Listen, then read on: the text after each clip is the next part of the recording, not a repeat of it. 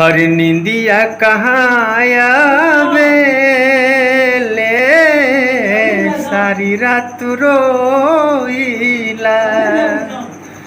हर निंदिया कहाँ आवे ले सारी रात रोइला।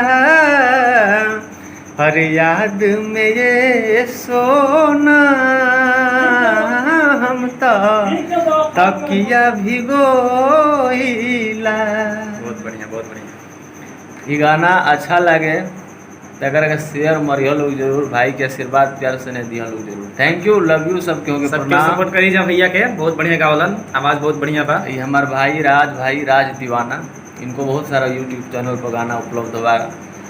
सुनब सबके हो, भाई के आशीर्वाद प्यार दिए अब सबके हूँ। जे तेरे पहिलका सब स्टार के दिले बने वह सब स्टार बना दिले बने, वहीं को भाई पे ध्यान रखो लोग। Thank you, love you all, बार बार प्रणाम। चलिए नमस्कार, प्रणाम।